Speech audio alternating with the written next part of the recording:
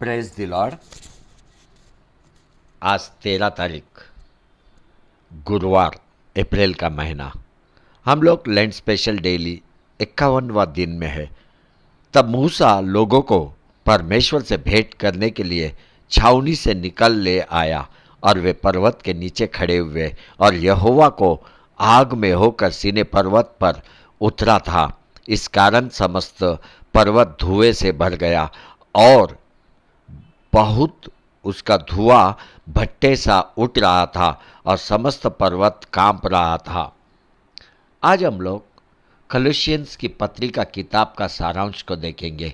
इसमें 4 अध्याय अपने को देखने को मिलता है, 4 चैप्टर्स।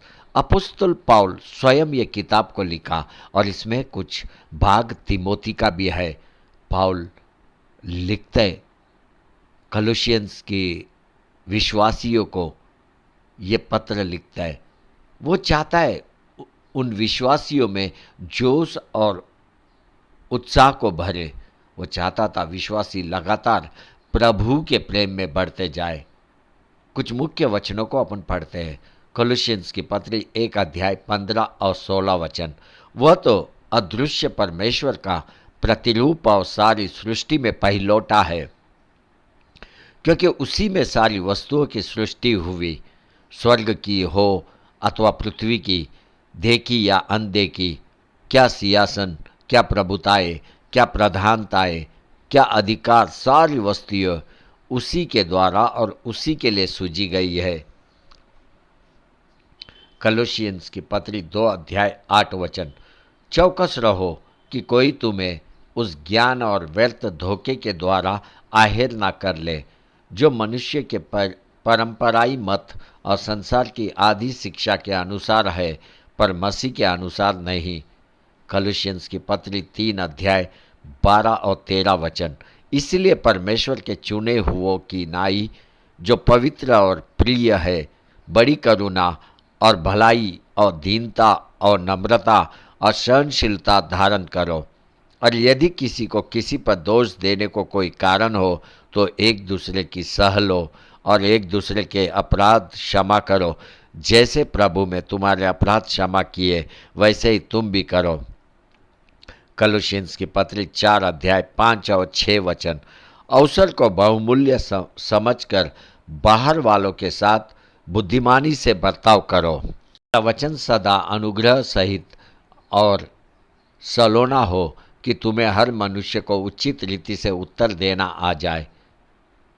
कलोसियंस की कलीसिया में विश्वासी में किसी प्रकार का समस्या खड़ा हुआ, हमें मालूम नहीं कौन सा समस्या खड़ा हुआ, लेकिन कलीसिया में समस्या था। इसी कारण से पौलुस ने ये पत्री उनको उत्तर के रूप में लिखा। पढ़ते कलोसियंस की पत्री 2 अध्याय 8 से 11 वचन।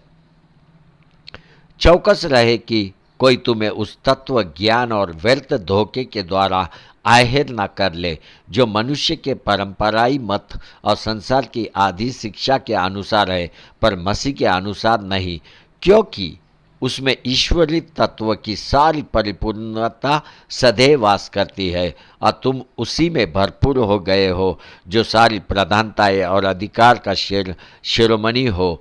उसी में तुम्हारा ऐसा खतना हुआ है जो हाथ से नहीं होता, अर्थात मसीह का खतना, जिससे शारीरिक देह उतार दी जाती है। कलोसियंस की पत्री 3 अध्याय 11 वचन। उसमें ना तो यूनानी रहा, ना यहूदी, ना खतना, ना खतना रहित, ना जंगली, ना सकुती, ना दास और ना स्वतंत्र, केवल मसीह सब कुछ और सब में है। बच्चों, हर दिन पवित्र ग्रंथ को पढ़। तेरे जीवन में ये बहुत ही महत्वपूर्ण भाग है। बाइबल पढ़ना बहुत ही ज़रूरी है।